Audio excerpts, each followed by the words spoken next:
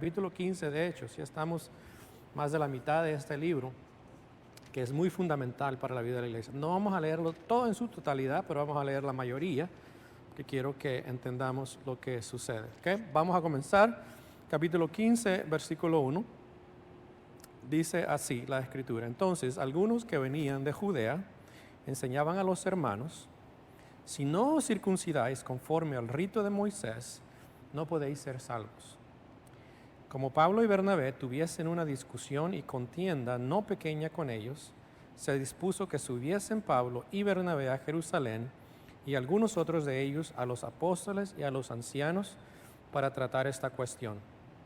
Ellos pues, habiendo sido encaminados por la iglesia, pasaron por Fenicia y Samaria, contando la conversión de los gentiles, y causaban gran gozo a todos los hermanos.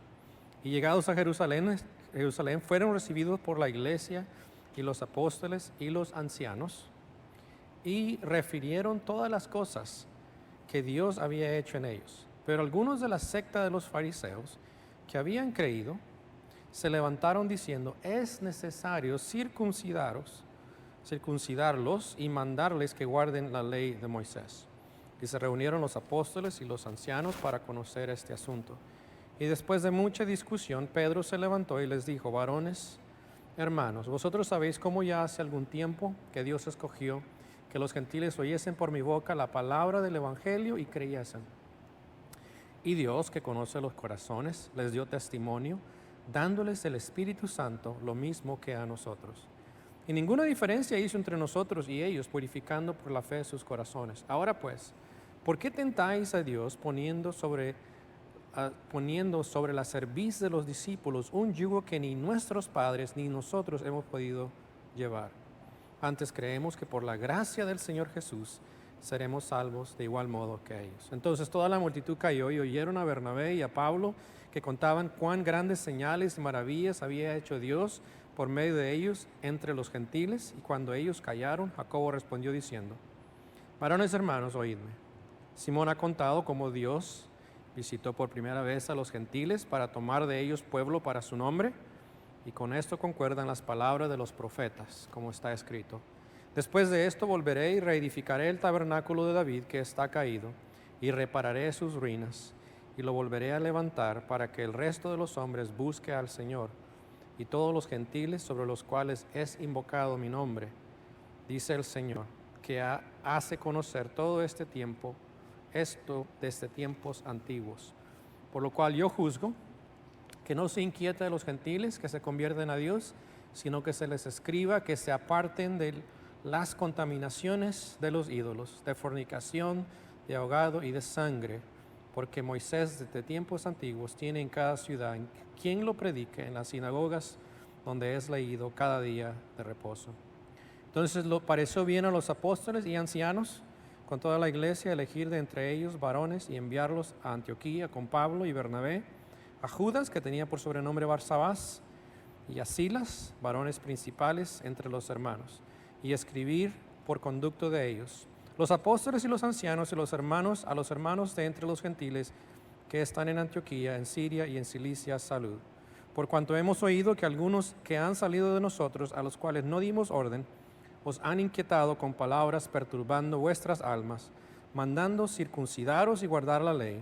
Nos ha parecido bien, habiendo llegado a un acuerdo, elegir varones y enviarlos a vosotros con nuestros amados Bernabé y Pablo, hombres que han expuesto su vida por el nombre del Señor Jesucristo. Así que enviamos a Judas y a Silas, los cuales también de palabra os harán saber lo mismo, porque os ha parecido bien al Espíritu Santo y a nosotros no imponeros ninguna carga más que estas cosas necesarias: que os abstengáis de lo sacrificado a los ídolos, de sangre, de ahogado y de fornicación, de las cuales cosas si os guardareis, bien haréis, pasadlo bien. Señor, gracias te damos en esta mañana por esta palabra tuya que hemos leído. Gracias que tú nos has dejado la verdad tuya clara y podemos hoy aprender de ella, a cómo vivir la vida dentro de la iglesia, en comunidad. Podemos aprender a cómo nosotros también podemos vivir una vida que te agrada y te honra a ti. Y gracias te damos que esta mañana tenemos la oportunidad de aprender de ella. Gracias por el tiempo que has permitido que tengamos hoy día para reunirnos en tu nombre. Bendice, Señor, a cada persona aquí presente. Tú conoces nuestros corazones. Como miramos, conocías el corazón de estas personas que escucharon el Evangelio y creyeron. Y aún así sigues conociendo nuestros corazones y el deseo nuestro de aprender de ti, de crecer en ti, de vivir para ti. Y que esta mañana tu palabra sea para nosotras grata y pueda impulsarnos a vivir la vida que tú nos has dejado para vivir en Cristo. Gracias, Señor, y rogamos que nos enseñes en esta mañana, en el nombre de Cristo. ¿Me puede sentarse? Estamos aquí en el capítulo 15, donde ya hemos hablado bastante respecto a lo que ha sucedido en la iglesia. Hemos llegado a esta parte del capítulo 15, donde encontramos algo muy importante y a la vez muy interesante, porque no lo habíamos visto anteriormente. La iglesia hasta este punto ha crecido de tal manera que ya no son solamente judíos, pero también estamos hablando de gente gentil o que no era judía. Y está creciendo, pero como puede ver, en la iglesia siempre va a haber conflicto. Y esto es lo que sucede en este tiempo. Hay un conflicto en la iglesia y se relaciona mucho con la gracia de Dios.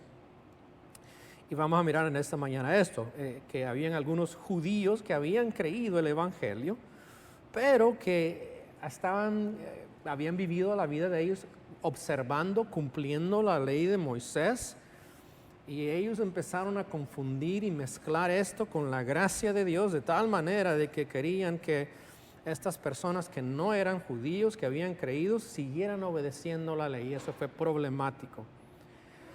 Esto llevó al legalismo que vemos que está sucediendo aquí en el capítulo 15 de Hechos.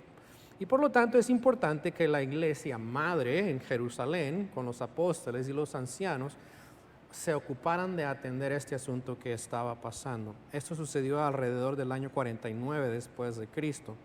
Recuerde, Pablo ha terminado y Bernabé han terminado su primer viaje misionero, y esto es lo que ha sucedido. Ellos entran en este dilema. Vean el versículo 1 y 2 que hay un conflicto aquí sobre lo que estas personas enseñaban, llamados los de la circuncisión.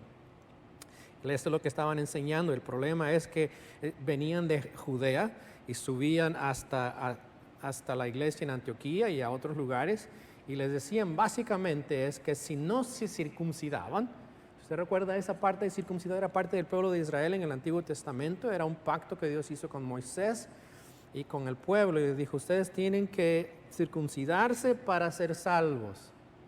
Ese es el problema. Ahora, de acuerdo a la Escritura, Pablo, más adelante, durante este tiempo, más o menos, escribe el libro de Gálatas. Si nunca ha leído el libro de Gálatas, tú puedes leerlo más adelante, pero en Gálatas Pablo escribe de estos hombres que habían ido de Antioquía a esa área donde Pablo había sembrado algunas iglesias, estaban enseñando que era necesario circuncidarse para ser salvos. Y en Gálatas 2:12 Pablo arguye en todo el libro realmente que la circuncisión no es necesaria para la salvación.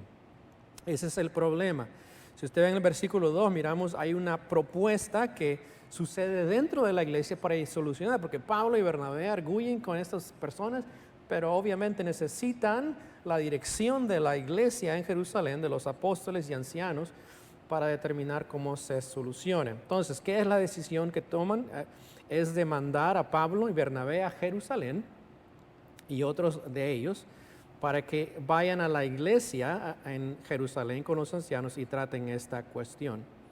Es muy importante cuando miramos esto, porque estas iglesias que habían sido plantadas, que eran nuevas, están reconociendo el liderazgo de la iglesia en Jerusalén, lo cual es importante. Los apóstoles, ancianos, fueron los que fueron comisionados por el Señor para dirigir la iglesia desde Jerusalén, y se había diseminado el evangelio por todos lados, pero ahora están volviendo ahí para tratar este asunto.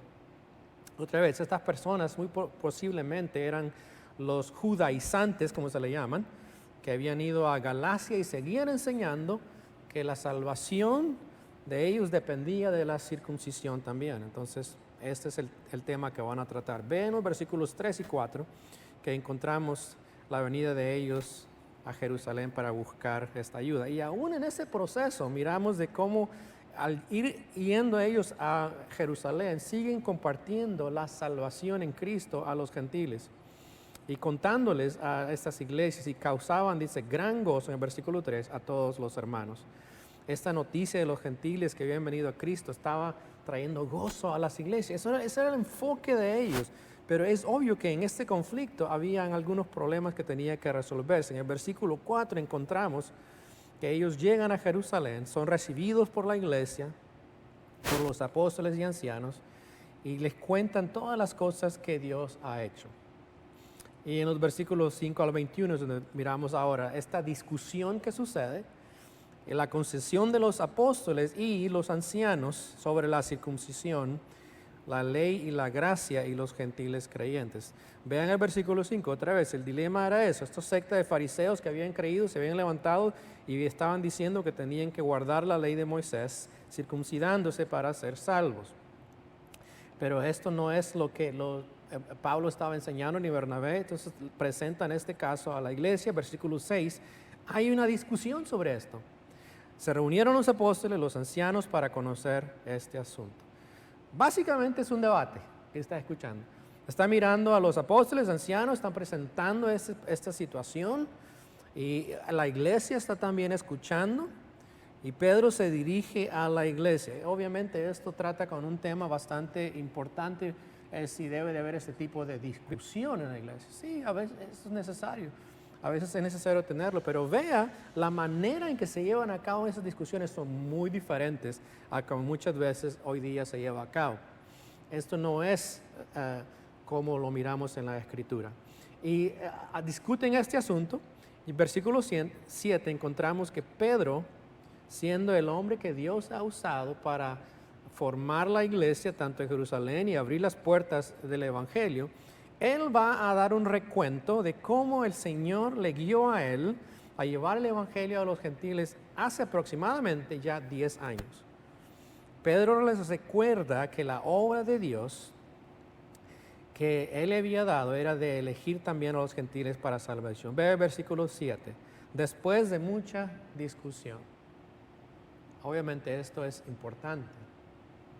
Pedro se levantó y les dijo, varones hermanos, vosotros sabéis cómo ya hace algún tiempo, 10 años, que Dios escogió que los gentiles oyesen por mi boca la palabra del Evangelio y creyesen.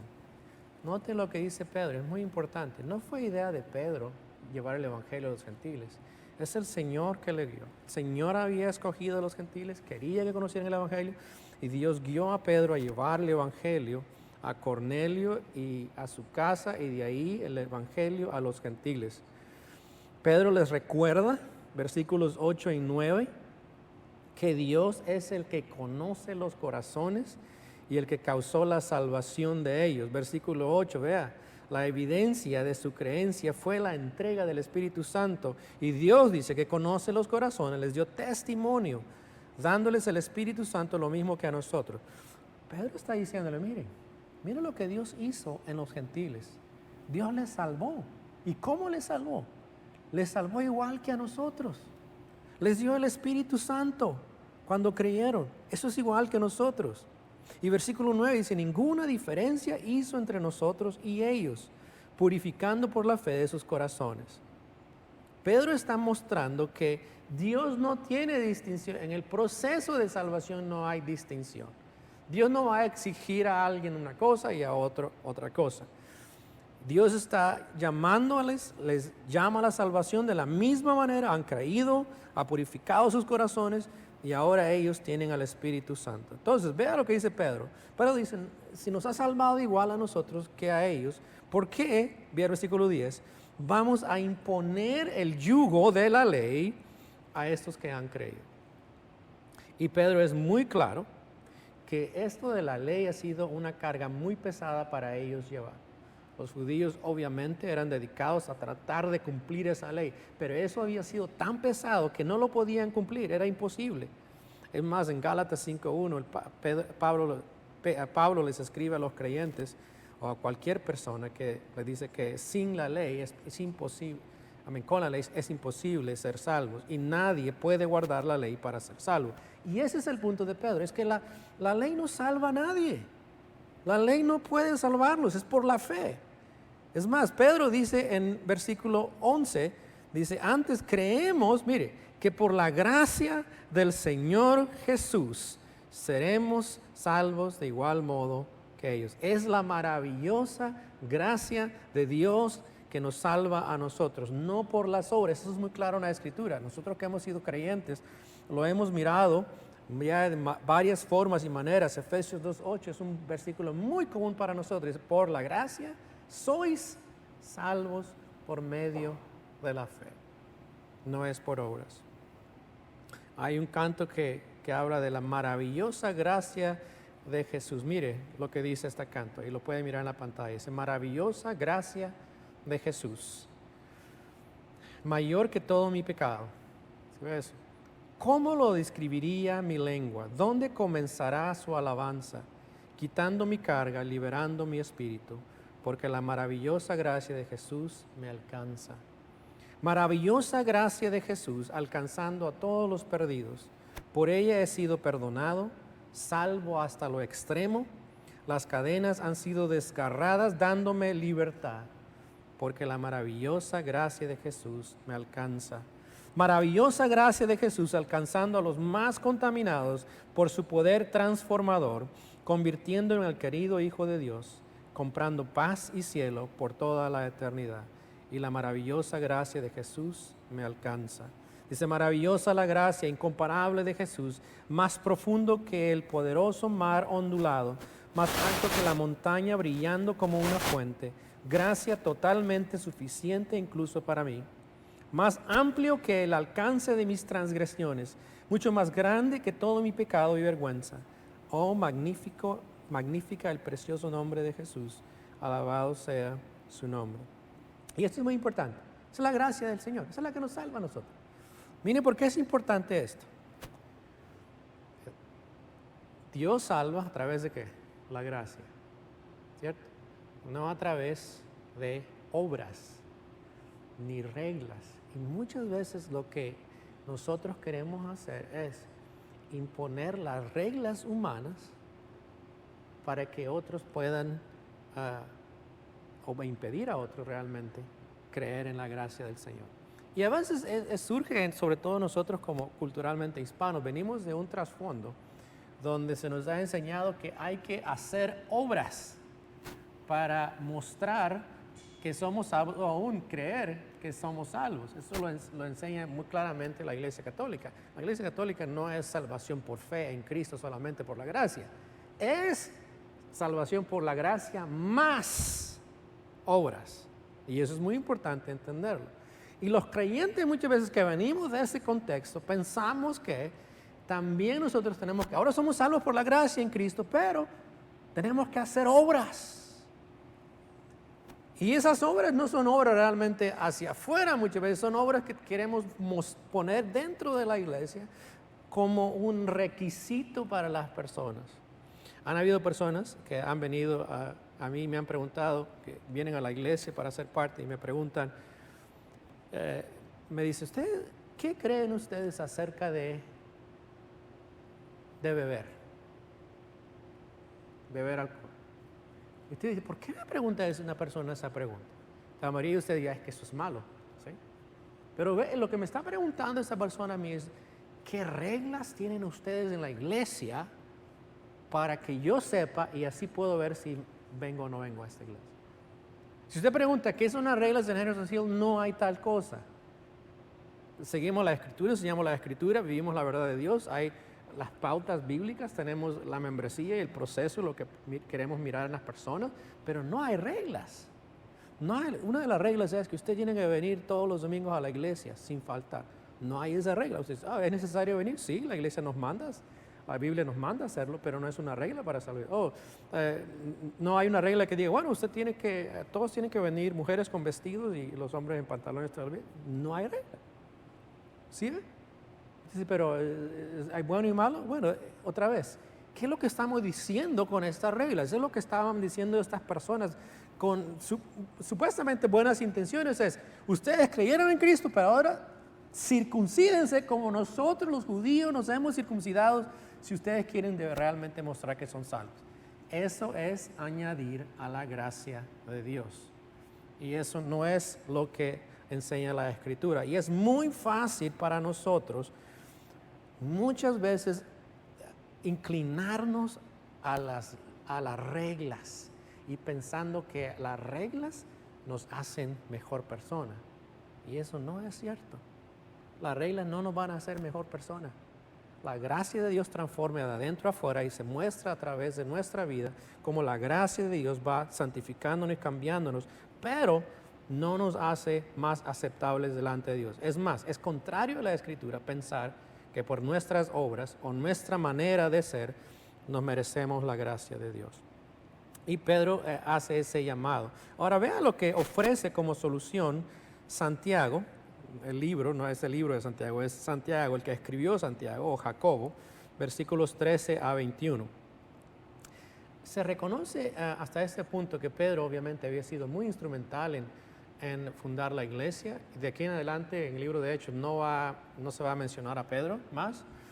Jacobo también ha tomado un rol muy importante. Jacobo era el medio hermano del Señor Jesús humanamente y él ha asumido el rol de líder también en la iglesia como uno de los ancianos. Y mire lo que él va a proponer, que no es nada de lo que no ya se ha hablado hasta este punto. Primero, lo que miramos es que Jacobo reafirma el mensaje de Pedro de que los gentiles son parte del pueblo de Dios. Versículo 14 dice: Simón ha contado cómo Dios visitó por primera vez a los gentiles para tomar de ellos pueblo para su nombre. Eso es importante. Esa palabra pueblo por su nombre, ¿sabe por qué?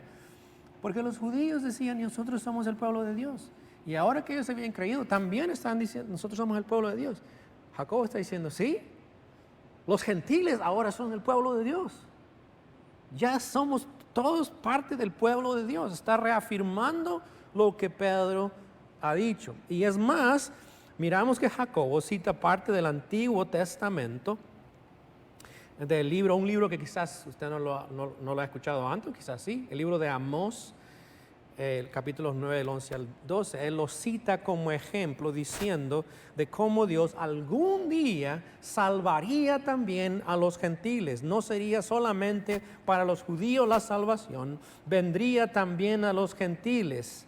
Y Dios lo haría, lo manifestaría. Y este es el deseo de Dios. El deseo de Dios es que todos los demás pueblos conozcan también el Evangelio y la gracia de Dios. Hoy día tenemos todavía personas que no han escuchado este mensaje. El pueblo de Dios no está completo. No estará completo hasta que toda persona, o no toda persona, pero toda persona de cada trasfondo pueda tener acceso al Evangelio. Y hay demasiadas personas hoy día que todavía no han escuchado el mensaje del Señor. No son el pueblo de Dios. Y el plan de Dios, así como lo dijo Jacobo, es que quiere dar a conocer su nombre a todos aquellos para que sea invocado su nombre. Ese es el deseo de Dios. Y Jacobo le recuerda a ellos que esta palabra profética se está llevando a cabo en este momento a través de la conversión de los gentiles. Y a Jacobo también concluye dando 4 pautas para guiar a los gentiles que han conocido al Señor.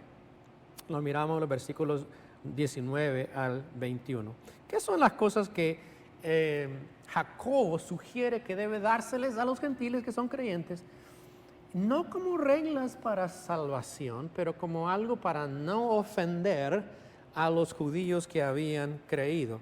Algunas de estas cosas para nosotros no tienen mucho significado, pero para un judío que había conocido a Cristo es muy significante. Primero de ellos, si usted lee en el versículo 20 y en el versículo 29, dice: sino que se les escriba que se aparten de las contaminaciones de los ídolos.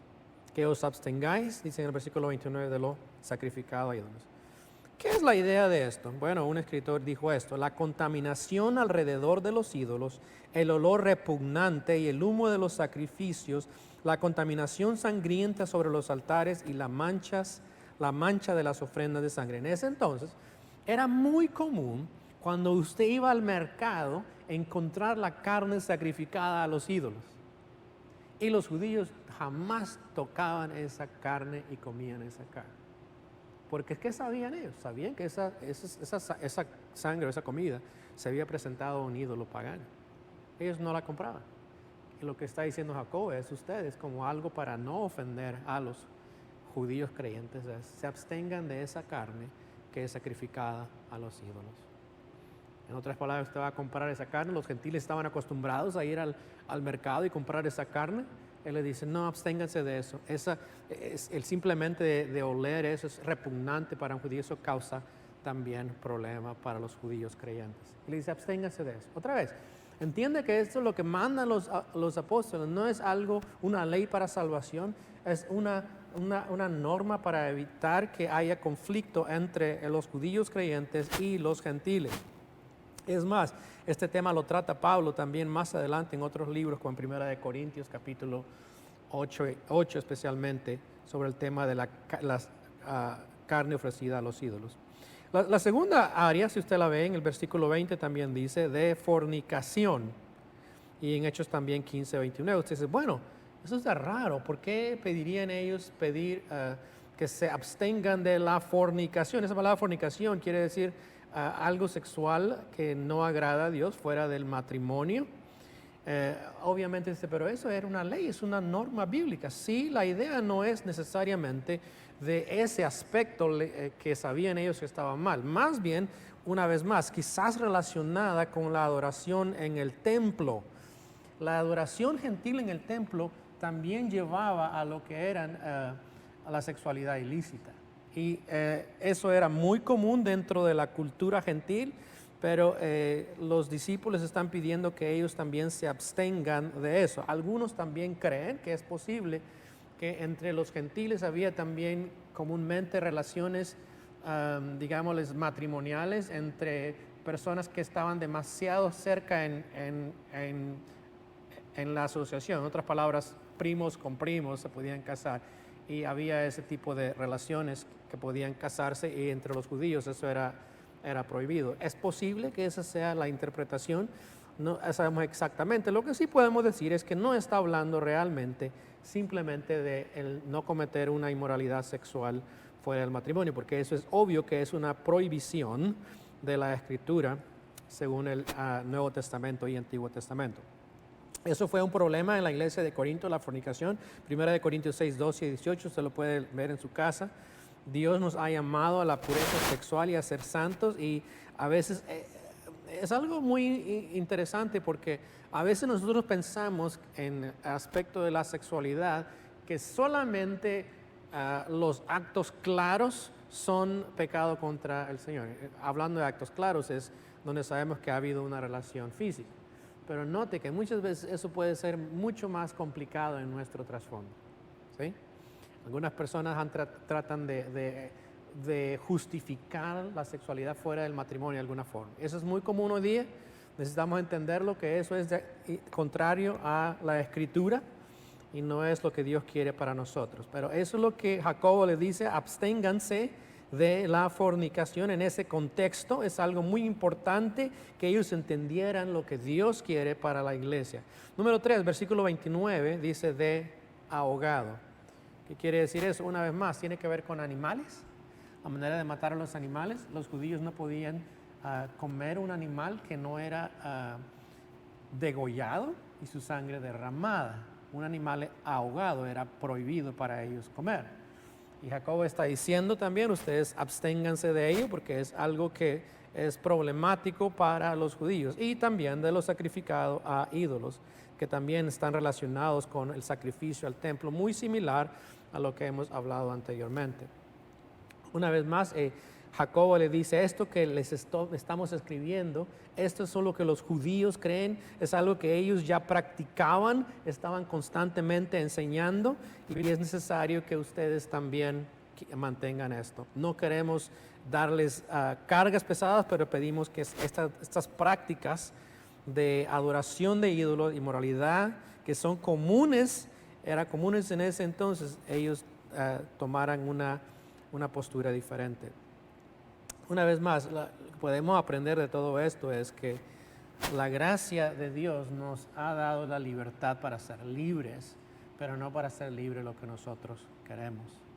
Y hay ocasiones en que vamos a errar por no hacer ciertas cosas, aunque para nosotros sean buenas o para nosotros no tengamos ningún problema.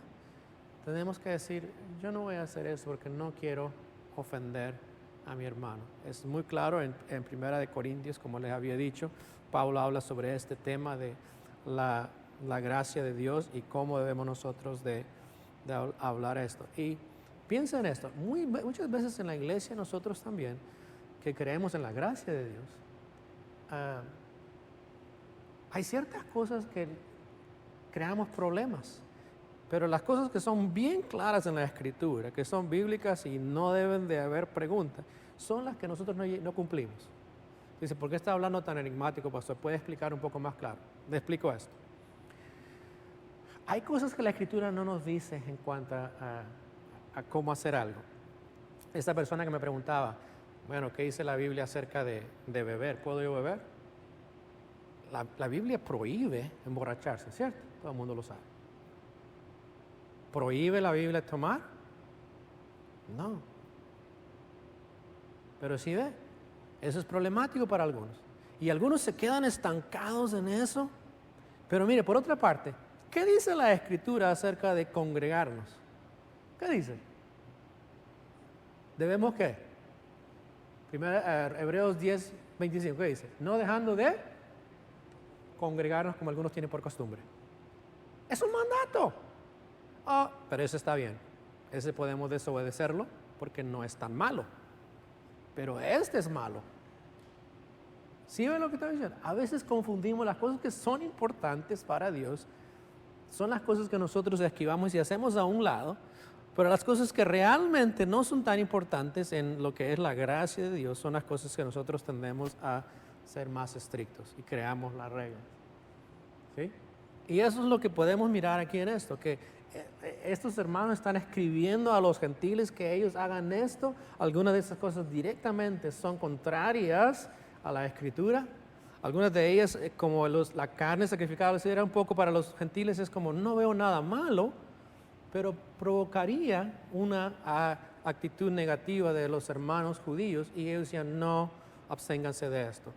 No es el deseo de liderazgo, no era poner una carga sobre estos gentiles y hacerles sentir que ellos tenían que hacer todo esto para ser creyentes, porque eso no es la gracia de Dios. Eso es lo que el Señor Jesucristo aún también predicó. ¿Se acuerdan lo que condenó a los líderes religiosos? ¿Qué hacían? Le dijo, ustedes, dice, ponen cargas tan pesadas para la gente que ustedes mismos no pueden llevar. Y les decían, ustedes van y por mar y océano van tratando de buscar un convertido, pero no viven la verdad de Dios. Honestamente, tenemos que nosotros empezar a vivir la verdad de Dios y mostrar con nuestra vida realmente la gracia de Dios y no pensar que por la regla nosotros podemos obtener la salvación o que podemos ser mejores que otros. Esto es lo que les escribe Jacobo como sugerencia, o les dice que escriban como sugerencia. Miren lo que pasa, versículo 22 a 29. Llegan a este consenso los apóstoles, ancianos, acerca de los creyentes gentiles. El versículo 22 dice, entonces pareció bien a los apóstoles y a los ancianos con toda la iglesia, ¿qué cosa? Elegir entre ellos varones, enviarlos a Antioquía con Pablo y Bernabé. Enviaron a Judas, que tenía por sobrenombre Barsabás, no sabemos mucho de él. A Silas, vamos a saber más de él, porque él llega a ser compañero de viaje de Pablo. Varones principales entre los hermanos. Eso es lo que está haciendo la iglesia. Está mandando a Pablo y Bernabé de vuelta a las iglesias para llevar este acuerdo y está mandando a hermanos también como Judas y a Silas que van a confirmar que lo que están llevando es realmente lo que han decidido como liderazgo. Es un decreto, si usted puede decirlo, un documento formal que se escribió y que se debería de leer. Y lo podemos mirar ahí en el versículo en adelante 24, que ellos escriben estas palabras en cuanto a el acuerdo que han hecho.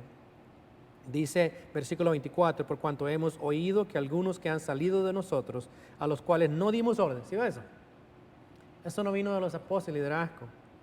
Os han inquietado con palabras, perturbando vuestras almas, mandando circuncidaros y guardar la ley. Está hablando Jacobo y los discípulos, los apóstoles, en medio de esta carta, mostrándoles que esto que ellos estaban pasando no era algo que ellos deseaban para ellos, ni habían mandado a alguien. No querían perturbar sus almas, sino más bien ellos quieren animar, construir, edificar a la iglesia. Y es importante que nosotros también aprendamos de esto ahí mismo. El deseo nuestro es ayudar a los creyentes, a levantar a los creyentes para servir al Señor más fielmente. No es tratar de poner más carga sobre ellos para que sea más difícil llegar a conocer al Señor y aún crecer más en el Señor. Y eso otra vez es muy importante para nosotros hoy día, es entender que nuestro deseo unos a otros es animarnos a seguir al Señor. No es imponernos cargas. Si usted viene a la iglesia como creyente y usted sale de la iglesia más desanimado de lo que vino, algo está mal en la iglesia. Pero realmente usted debería salir más animado hoy día de lo que ha estado durante la semana. Y eso no necesariamente siempre es culpa de los demás, a veces es nuestra disposición, pero muchas veces tiene que ver con nosotros. Ese es el acuerdo que hacen ellos, versículos 25 y 29. Es un acuerdo que es provechoso para ellos. Dice, pasarlo bien, nos ha parecido bien. Eso es algo que creen que va a ayudar a la iglesia y eso es lo que sucede, como podemos mirar más adelante. Y también podemos mirar cómo es que Bernabé y Pablo han sido reconocidos por medio de los apóstoles y líderes en Jerusalén. Dice, hombres que han expuesto su vida por el nombre de nuestro Señor Jesucristo, versículo 26. Imagínense eso. Ellos expusieron sus vidas para llevar el evangelio a otros. Eso es lo que es ser cristiano. No nos cuesta realmente para la mayoría de nosotros el ser dedicados a Cristo en nuestro tiempo contemporáneo. Pero si sufriéramos un poco, o aún si nosotros tenemos que exponer nuestra vida para el evangelio, eso es lo que hemos sido llamados a hacer. Sin embargo, aquí miramos que los líderes reconocen a Pablo y Bernabé como hombres fieles al Señor, dedicados a Cristo, que se habían arriesgado para llevar el evangelio a aquellos que no le conocían. Versículo 28, mire qué importante es esto, que esas directivas de la iglesia no fueron algo que ellos crearon por sí mismos sin Dios. Versículo 28 dice, porque ha parecido bien al Espíritu Santo y a nosotros no imponeros ninguna carga más que estas cosas necesarias. Todo el proceso de este conflicto fue solucionado guiado por el Espíritu Santo. ¿Usted notó eso? Eso es muy diferente a lo que escuchamos hoy día muchas veces en las iglesias. Y muchos de nosotros podemos decir, sí, yo sé lo que es cuando no es de Dios. Cuando no es de Dios, eso no comienza con Dios ni termina con Dios. Termina con los deseos, comienza con los deseos y termina con los deseos. Pero note aquí que el Espíritu Santo ha guiado todo el proceso. ¿Cómo lo ha hecho? Pedro ha hablado acerca de la obra de Dios, del Espíritu Santo, cómo le guió a él. Jacobo y Bernabé han hablado cómo el Espíritu Santo les llevó para llevar el Evangelio. Jacobo está hablando de cómo reconoce la obra de Dios obrando en los gentiles que no conocían al Señor. Y la determinación que han llevado también ha sido guiada por el Espíritu Santo. ¿Usted ve eso? Eso es supremamente importante para nosotros hoy día. Que la manera de que nosotros vamos a llevar a cabo la obra de Dios a través del Espíritu Santo. Y eso quiere decir reconocer la obra de Dios en cada momento. ¿Qué es lo que Dios quiere hacer? ¿Qué es lo que Dios quiere hacer? ¿Cómo lo vamos a hacer?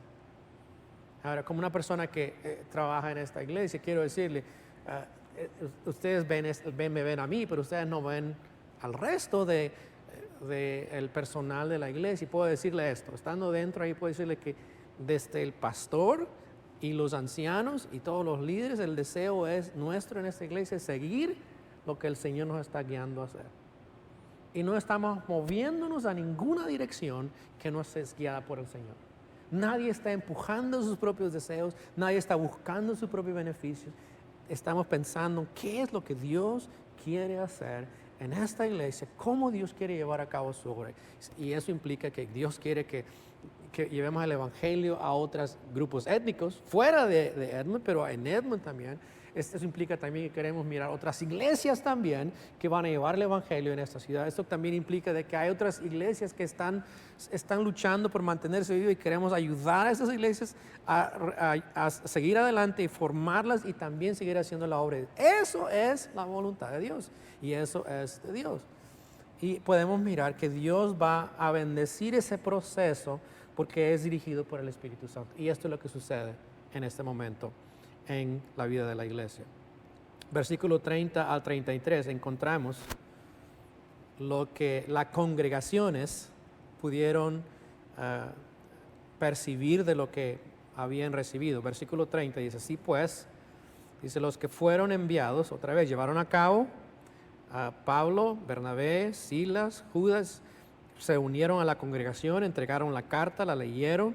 Mire, ves, habiendo leído la cual, se regocijaron por la consolación. ¿Qué dijeron?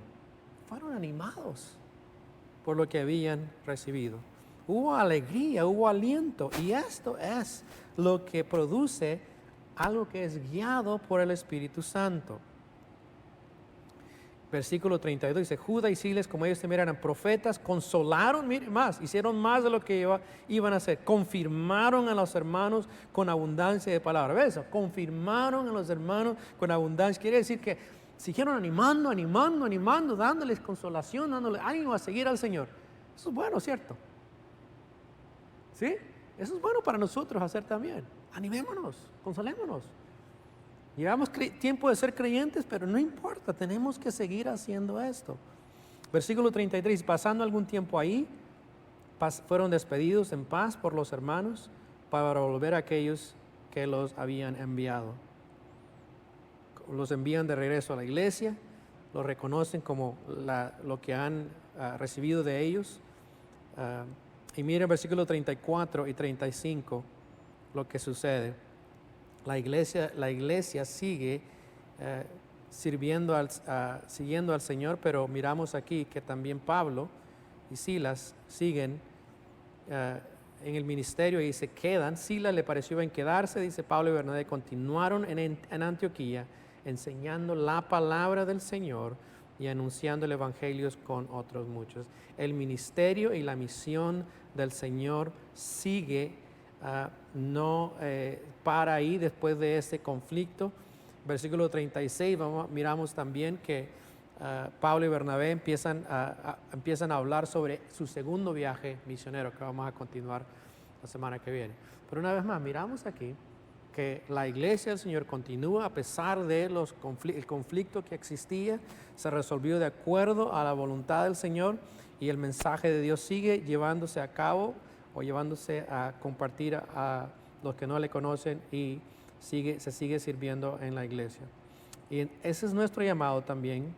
Cuando hay conflicto en la iglesia tenemos que resolverlo de acuerdo a la guía del Señor, no buscando nuestros intereses. Y queremos que la iglesia del Señor siga llevando el evangelio a las personas que todavía no le conocen. Oremos. Señor, gracias te damos en esta mañana por este tiempo de tu palabra. Gracias que a través de este conflicto que experimentó la iglesia, al comenzar podemos ver que tu mano fue muy clara en dirigir en cada paso que ellos dieron. Gracias te damos por hombres fieles que fueron guiados por ti a través del Espíritu Santo para llegar y guiar a la iglesia a un crecimiento espiritual que tú deseabas. Y gracias que el evangelio siguió creciendo debido a la fidelidad de tus apóstoles, de tus líderes, de tu iglesia, y es nuestro deseo que también nos ayudes a nosotros en este proceso como iglesia, como ministerio de esta iglesia, que llevar a cabo lo que tú nos has mandado a hacer y siempre de acuerdo a lo que como iglesia en general tenemos también como misión. Sabemos que el llamado nuestro es de compartir el evangelio, darlo a conocer a las personas en esta comunidad que no te conocen. Guíanos en este proceso, ayúdanos a mirar como tú ves las cosas. Y gracias te damos por la palabra tuya en esta mañana, en el nombre de Cristo. Amén. Póngase de pie para cantar un canto más.